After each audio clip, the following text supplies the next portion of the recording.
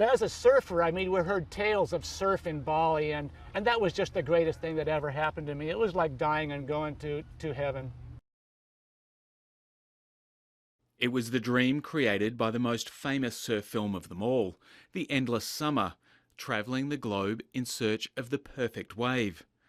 But funding the dream meant those clean-cut surfers of the 60s turned to the counterculture and the easy money to be made by smuggling drugs.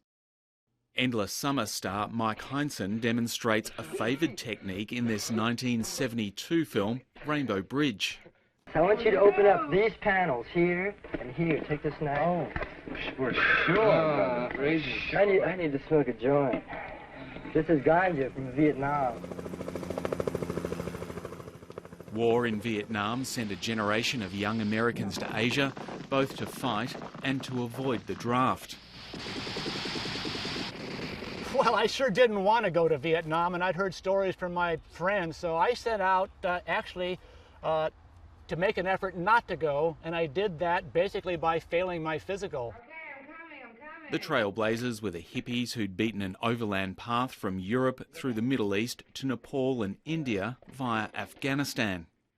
The greatest journey of all was the hippie hash trail across India, and to borrow the words of somebody else, the very eloquent words, you know, what we were in search of basically it was cheap drugs, lax law enforcement, and the possibility of enlightenment.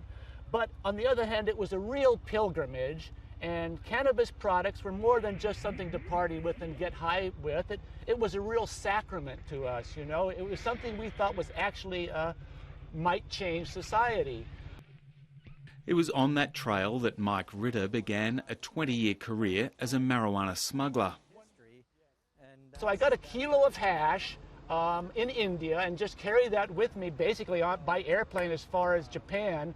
And there I found out about jobs on freighters going back to the United States. So I stuck that hash in a jar of peanut butter and signed on board and just, you know, walked offshore in Mobile, Alabama, 1 kilo of hash richer. In the 1970s, almost all marijuana consumed in the United States was imported, and the premium marijuana all came from Thailand. One US drug enforcement agent called it the Cuban cigar of the marijuana world. And it's this rich trade that authors Peter Maguire and Mike Ritter have written about in their book Thai Stick, Surfers, Scammers and the Untold Story of the Marijuana Trade. It was the finest marijuana in the world. There was a limited supply and an unlimited demand. And as early as 1974, it was $2,000 a pound. So it was possible to make a fortune on a single boatload.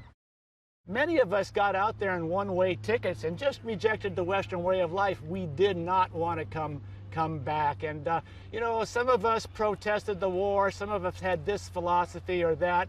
But after we got out there, I mean, it was just so beautiful. Our only desire really was just to stay there and continue the dream.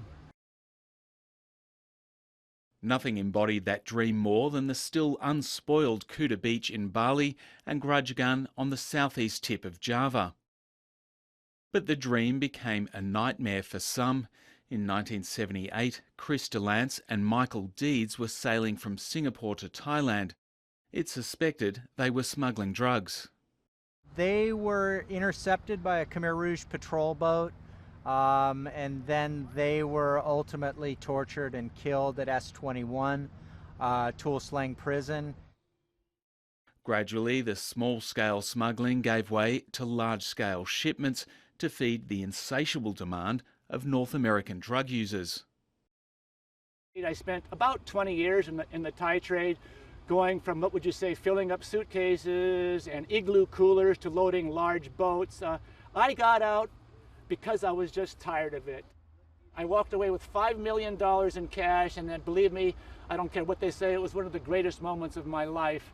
And unfortunately, 20 years later, I got busted. After having most of his money confiscated and spending a year in high-security prison, Mike Ritter decided to pick up where he'd left off 40 years earlier.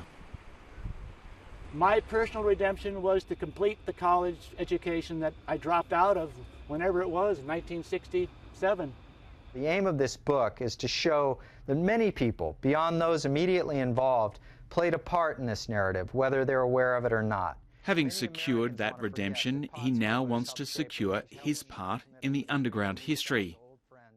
I don't think of myself as a criminal at all. Rather, no, I think we were involved in a heroic journey. I'm not apologetic at all. My only regrets are that I didn't do more things, but I have no regrets about doing what I did.